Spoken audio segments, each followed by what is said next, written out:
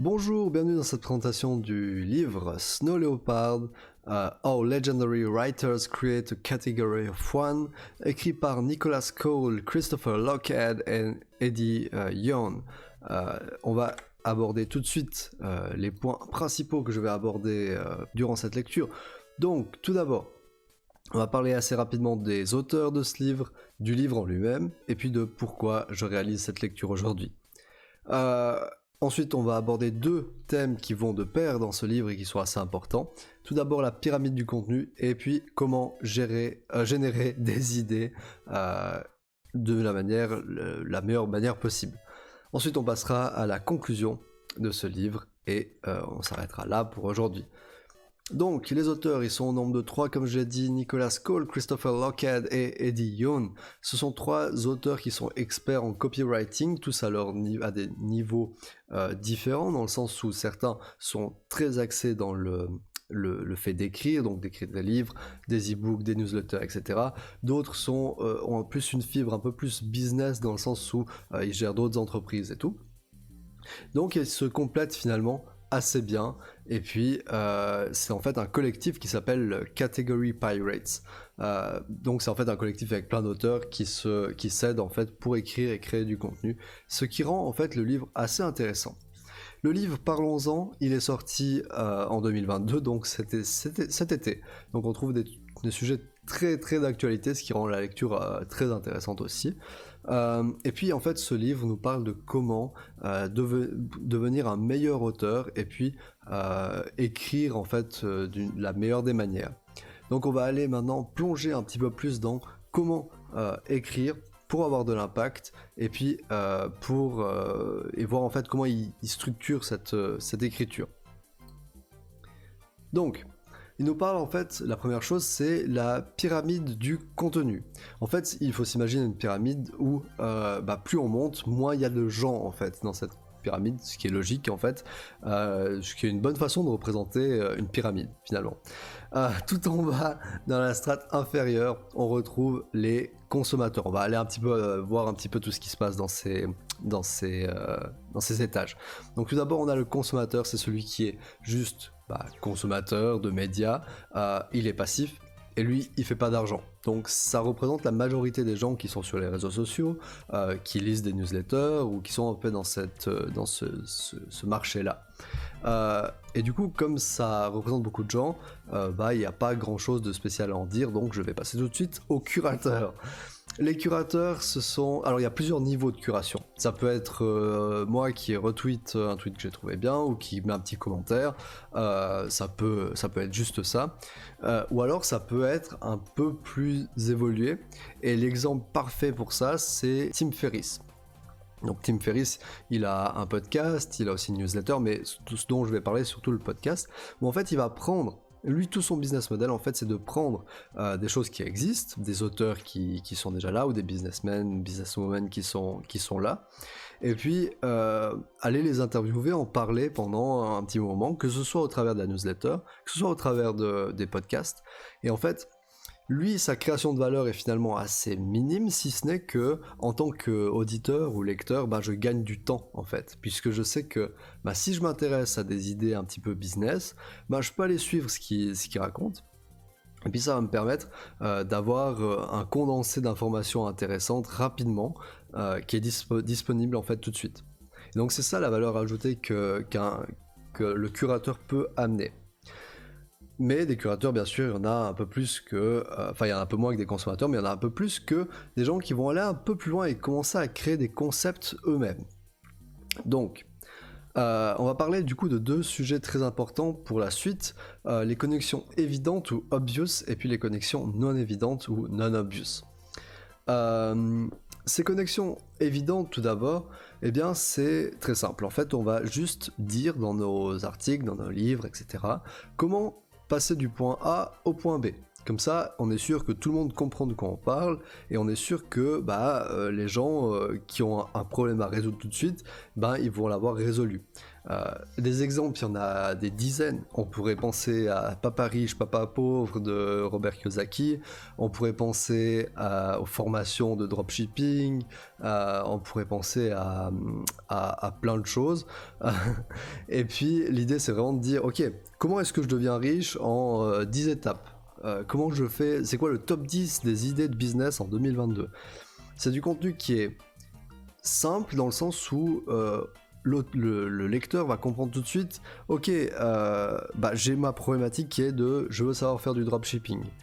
Du coup, solution à cette problématique, je regarde cette formation et normalement il m'explique comment passer du point A, j'ai une idée pour du dropshipping, à B, je fais 1000 balles et je deviens le roi du pétrole. Et donc du coup, c'est des connexions qui sont très évidentes et que tout le monde peut comprendre. On va en reparler, il y a des avantages, des inconvénients à tout ça, mais il n'y a pas ici de mauvaises choses. Ça c'est aussi important à comprendre, c'est que peu importe la strate dans laquelle on est, il n'y a pas de mauvais endroit où être en fait finalement. Donc les connexions évidentes, on les a vues, ensuite on a les connexions non évidentes. Ici, la différence c'est qu'il va falloir comprendre des concepts avant de comprendre ce que moi j'essaye d'amener en tant que créateur non évident. Un exemple de tout ça, ça pourrait être par exemple le livre Black Swan, qui parle en fait de comment comment un changement structurel peut intervenir dans un marché et qui peut faire en sorte que il y a un renversement des paradigmes. Donc ça demande quand même d'avoir une connaissance assez importante de tout ce qui se passe avant, d'avoir des concepts généraux ancrés. Et puis c'est pas aussi l'endroit où on va avoir beaucoup de biais de confirmation, parce qu'on va essayer d'apporter quelque chose de nouveau. Là où la connexion est évidente, on va répondre à un besoin que les gens ont, on va pas essayer de questionner, faites pas du dropshipping, en fait c'est pas terrible. On va juste vendre la solution, une formation de dropshipping. La connexion non évidente en rapport avec ça, ce serait de se dire faites pas du dropshipping, mais en fait faites un autre truc qui peut faire plus de sens et qui rapporte tout autant d'argent, et puis vous serez plus heureux. Et ici on va aller chercher des trucs, des concepts un peu plus loin, et on va essayer de se mettre un petit peu contre la vie générale, et donc ça aura aussi des avantages et des inconvénients, et on en reparlera. Finalement, le créateur de catégories, c'est un petit peu l'étape ultime si on veut. Ça veut dire que quand vous êtes un créateur de catégories, les gens vous connaissent pour une chose que vous savez, dont vous parlez, dont vous avez le monopole finalement. Typiquement, Alex Osterwalder, quand on parle de lui, on parle du business model Canva. Le business model Canva, c'est sa création. On voit que c'est le nom aussi correspond à un concept que les gens comprennent, qui est pour le coup évident ou pas évident, ça peut être l'un ou l'autre. Et puis, en tout cas, on va l'associer en fait à cette niche. Et on va aussi un petit peu en reparler, mais c'est pas forcément celui dont on va le plus parler, puisqu'on va tout de suite aborder la différence. On va un peu plus on va plonger un petit peu plus dans les différences entre les évidents et les non évidents, obvious et non obvious. L'évidence, on va plutôt jouer sur le court terme. Donc on va se dire comment maintenant il y a un truc qui arrive, et puis peu importe en fait, peut-être dans 5 ans ce sera plus d'actualité, ça va plus marcher, mais pour l'instant ça marche, donc c'est chouette. Et le non-obvious c'est beaucoup plus long-termiste, donc comme c'est des concepts, ils vont pas parler d'une situation urgente maintenant à laquelle je dois répondre, mais ils vont plutôt parler de trucs sur le long terme, des concepts généraux, et c'est pour ça que des philosophes qui sont dans la Grèce antique, ils font encore du sens maintenant, parce que c'est des concepts qui sont beaucoup plus généraux. Tandis que si on avait des choses beaucoup plus évidentes pour la vie de quelqu'un qui est dans la Grèce antique, je suis pas sûr que ça parte beaucoup plus maintenant, et que ça fasse beaucoup de sens d'avoir ça, et c'est pour ça que ça a peut-être pas survécu aussi. Le obvious, donc l'évidence, aura un impact beaucoup plus immédiat. Comme j'ai dit, on va essayer de résoudre une problématique qui est brûlante, qui est sur le feu, et sur laquelle il faut vraiment travailler maintenant. J'ai besoin de 1000 balles, donc je vais voir une formation sur le dropshipping. Je vais pas aller lire le Black Swan, parce que ça va moins m'impacter sur le court terme. Par contre, sur le long terme, là, peut-être que ça aura une répercussion différente. On pourrait comparer, et c'est le livre qui le fait, en fait l'obvious a du McDo, on veut aller vite, on veut comprendre un truc rapidement, on répond à une problématique. Tandis que le non-obvious c'est plutôt restaurant Michelin, on essaye de faire un truc un peu plus cohérent, qui s'inscrit un peu sur une durée, sur des traditions, etc. Et puis finalement, la façon de le vendre du obvious, ce sera plutôt du service et du produit, typiquement une formation en ligne, des produits digitaux, etc. Comme on essaie de résoudre des solutions, des problématiques, et que potentiellement ça touche plus de gens, on a tout intérêt à pas avoir un truc trop personnalisé, parce que sinon on s'en sort juste pas. Tandis que le non-obvious finalement, c'est un peu l'inverse, on va essayer d'avoir une expérience plus personnalisée, comme on sait qu'on aura peut-être moins d'audience au début, on va essayer d'aller trouver vraiment notre niche et la rencontrer, et puis faire quelque chose exprès pour elle. Donc voilà un petit peu les différences entre évident, non évident. La dernière chose que je rajoute, c'est que il faut pas faire les deux choses en même temps, déjà, parce que là on va perdre un peu tout le monde. Mais par contre, il n'y a pas un mieux que l'autre. C'est vraiment un choix de stratégie, de se dire, ok, je m'en fous, je veux faire un truc court-termiste, je me dis, ok, je fais des top 10. Va bien, il n'y a pas de souci. S'il n'y a pas de mauvaises choses en termes de valeur ajoutée et tout. L'important c'est de trouver son public et d'être conscient que si on fait du contenu qui n'est pas évident, ça risque de prendre un peu plus de temps pour avoir de l'impact. La dernière catégorie dont on avait parlé tout en haut, donc c'est celui qui va créer des catégories. Donc comme je l'ai dit, ici c'est le fait de posséder une niche et d'être capable que 100 personnes en fait répondent plus ou moins la même chose quand on demande en fait de quoi je parle. Typiquement si je vais voir 100 personnes qui sont un petit peu dans le business, puis je leur dis vous connaissez Alex Osterwalder, il y a de fortes chances qu'ils me disent ah oui c'est le mec du business model Canva ou de l'entreprise invincible. Et en fait, il a capturé une niche, il a capturé un marché qui lui est propre, et du coup, il vit aussi grâce au succès de cette niche en dehors de lui. Donc, si d'autres gens vont parler du BMC, comme moi je le fais maintenant, c'est aussi positif pour lui parce que comme il est la tête de proue en fait de ce marché-là, il va pouvoir s'inscrire là-dedans. Et puis profiter en fait que son marché soit en trend. Donc voilà. Créateur de catégorie, on va peut-être pas forcément entrer trop là-dedans, et puis on va plutôt aborder comment générer des idées. Alors, le livre nous donne plusieurs façons de générer des nouvelles idées. Il y en a 4 façons, et il y en a 2 qu'on va tout de suite éliminer maintenant. Donc la première c'est le obvious. Donc à savoir que quand on écrit quelque chose, en général, on a une problématique, une solution qu'on va amener, et puis derrière, il y a un résultat pour le lecteur qui va être visible ou pas, mais il y aura un résultat. Un outcome, si on veut en anglais. Du coup, si je prends un problème qui est obvious, exemple, je suis trop gros. Solution, obvious, mange moins. Résultat, t'es moins gros. Voilà. Donc là en fait quand on est tellement dans l'obvious que ça sert même pas à grand chose de l'écrire quoi, c'est un petit peu trop, enfin on va toucher personne parce qu'on est trop évident en fait, c'est pas une solution qui est où ça vaut la peine qu'on ouvre ton article pour lire ça quoi. Donc il faut éviter quand même d'être trop évident, et ça du coup on va éviter. Le deuxième truc qu'on va éviter, c'est d'être dans le non-obvious pour le problème, la solution et le résultat, donc tout à droite. Ici, un petit exemple, non-obvious. Alors, les gens, en fait, ils n'ont pas de problème de sommeil. C'est juste que leur lit, il est beaucoup trop chaud. La solution que j'apporte, moi, au lieu d'ouvrir la fenêtre et de faire un truc simple, je me dis, non, nous on va mettre de la glace dans ton lit en fait, tous les soirs tu vas mettre ton petit bloc de glace, voilà, pour le refroidir.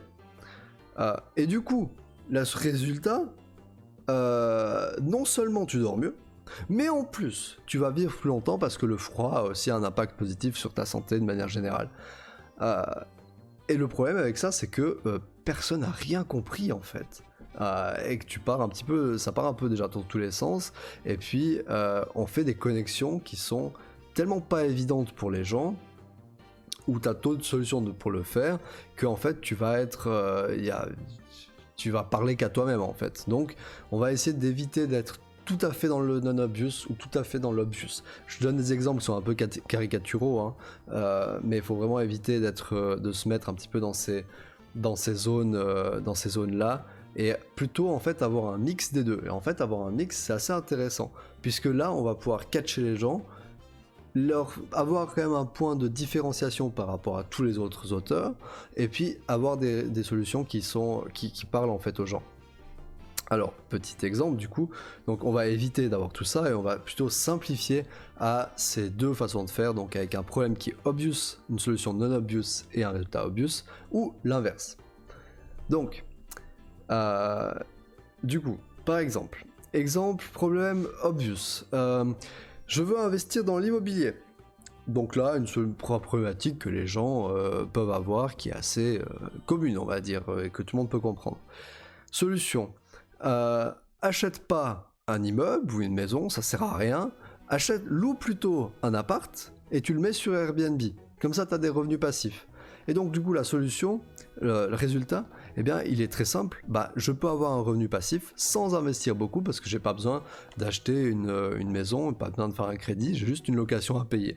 Et ça, je peux me le permettre.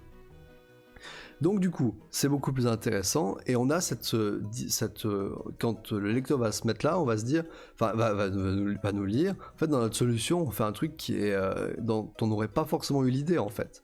Donc c'est ultra intéressant et ça apporte de la valeur pour le lecteur. Deuxième exemple, du coup dans le non-obvious, problème non-obvious, la page blanche, donc le syndrome de la page blanche chez un auteur, c'est pas parce qu'il est nul et qu'il sait pas écrire, c'est parce qu'en fait il a pas de template qu'il peut répliquer, et puis qu'il peut répliquer et réutiliser. Donc là vous voyez le problème ici, alors déjà on parle déjà plus à une niche, et puis ici, on va aller contre l'avis général, si on veut. On pourrait se dire que celui qui a le syndrome de la page blanche, qui n'arrive pas à écrire, il est juste naze, quoi. Mais c'est pas ce qu'on va essayer de dire, et on va essayer d'aller un peu plus loin et de trouver un nouvel angle d'approche, en fait, sur notre problématique. La solution à ça, en fait, voilà plein de templates, en fait, tu peux les télécharger ici, et puis ça va te donner, en fait, des idées. Ensuite, résultat non obvious, quand tu utilises du coup mes templates que je t'ai donné, tu as plus le syndrome de la page blanche parce que tu peux réutiliser ce que tu as fait, et en plus ça te donne une chance d'écrire quelque chose qui sera plus viral parce que tu peux itérer en fait là-dessus. Donc là tu as un bénéfice en plus que tu attendais pas, qui est pas évident, c'est qu'en plus tu as plus de chances d'écrire quelque chose de viral. Et donc là, on est sur quelque chose qui est beaucoup plus non-obvious que l'exemple d'avant, mais qui fonctionne aussi parce qu'on perd pas les gens au milieu de notre discours à essayer de faire des trucs trop compliqués. Ici, la solution, elle est très simple. T'as un problème, j'ai une solution, paf, tu télécharges ma solution, et c'est tout. Cela dit, l'approche non-obvious comme je l'ai faite là, c'est typiquement une approche qu'on va avoir dans la catégorie des gens qui sont pas évidents. Et puis, ici, on va être beaucoup plus long-termiste que si on va faire un obvious, non-obvious, obvious comme à gauche là, où on va essayer d'être évident d'une façon pas évidente. Et là, on va viser plutôt le court terme. Donc, voilà pour ça. Maintenant, comment est-ce qu'on va trouver en fait des problèmes non obvious, parce que les problèmes non obvious c'est pas simple. Un problème obvious, je peux en trouver facilement, c'est des trucs auxquels tout le monde pourrait penser, mais quand on cherche un problème non obvious, c'est un peu plus compliqué. Donc ce qu'on va essayer de faire en fait, c'est amener un canevas de réflexion. On va se dire, première étape, penser à des choses qui sont dans le trend, des choses qui arrivent, des nouvelles technologies, des trucs qui bougent maintenant, parce que ça donne quand même un impact qui est assez intéressant, on est sur un marché intéressant. Deuxième chose, penser à des problèmes qui pourraient se poser avec cette technologie et auxquels on n'aurait pas forcément pensé tout de suite. Je prends un exemple, je me remets en 2013, 14, 15, comme vous voulez, et je parle de crypto. donc de crypto-monnaie. On pourrait penser, alors déjà c'est un marché qui traîne parce que c'est un truc nouveau, c'est un truc qui apparaît, il y a beaucoup de spéculation, les gens savent pas trop ce qui va se passer avec tout ça. Mais puis moi je vais essayer d'aller réfléchir plus loin que ça. Donc je vais pas me dire, ok, la crypto c'est bien pour la décentralisation, c'est bien pour d'autres trucs, voilà, je m'en fous, la cryptographie, voilà. Je vais elle, plutôt essayer d'aborder avec un sujet différent de ce qu'on voit. Donc typiquement je pourrais me dire, bah ok la crypto c'est bien, mais est-ce qu'il n'y aurait pas un problème d'adoption, de difficulté d'adoption par les plus vieux en fait, parce que eux ils arrivent déjà pas à ouvrir un PC, comment tu veux qu'ils se fassent un wallet et qu'ils comprennent ce qui se passe. Et donc du coup, il faut, on apporte en fait ce point de vue différent. Et après, on peut aller écrire sur la difficulté d'adoption sur les plus vieux. On peut trouver une solution évidente, je sais pas, une formation qui s'adresse expressément aux personnes âgées sur la crypto-monnaie. Et puis le résultat, c'est que peut-être qu'ils vont devenir les nouveaux Elon Musk, les craquitos bien sûr, et puis que ça va aller très bien pour eux. Donc voilà, un exemple un peu tiré par les cheveux, mais c'est un petit peu le canevas qu'il faut utiliser pour réfléchir. Voir un truc qui arrive, donc ça demande beaucoup de veille aussi, et puis aborder avec un axe différent en fait ces sujets-là.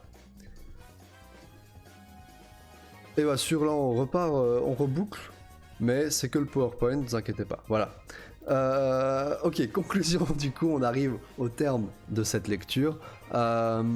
Les choses à retenir. Il faut choisir si on veut être obvious ou pas dans notre catégorie générale. Après, la façon dont on va écrire, voilà, on va attaquer plutôt avec des problématiques obvious ou non obvious. Il faut choisir en fait sa stratégie, et parce qu'en fait, on peut pas, comme j'ai dit, on peut pas faire les deux. Il faut suivre un petit peu une ligne claire, une stratégie qui colle en fait à notre personal branding, à notre personne ou à notre entreprise. Si on parle de branding dans des entreprises ou du marketing dans les entreprises. Ça marche pour à peu près pour tout, que ce soit écrire des newsletters, des livres, des e-books, faire des posts sur Insta. Il faut avoir une idée générale de la stratégie qu'on veut adopter, et ça c'est ultra important si vous voulez avoir une identité en tant que marketeur. Et puis voilà, donc c'est toujours important d'avoir cette réflexion en amont et de se dire ok, comment est-ce que j'aborde le truc plus ou moins, et puis on essaye. Et puis le dernier petit tips aussi, c'est les néologismes. Les néologismes, en fait, pourquoi tout ça?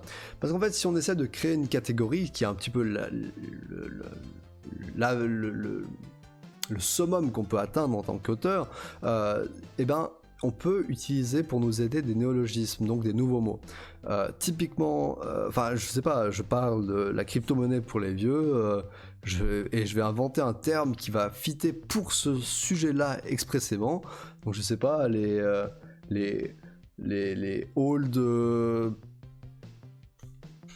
holders, mais avec un O, LDER, bref, je sais pas, j'invente un sujet, un mot en fait qui va fitter avec ce que j'essaie d'amener, et puis on va essayer d'aller comme ça. En fait, ça permet aux gens de tout de suite penser à vous quand ils vont penser à un mot en particulier. Et si vous avez vraiment réussi votre truc, les gens vont l'utiliser dans le langage courant.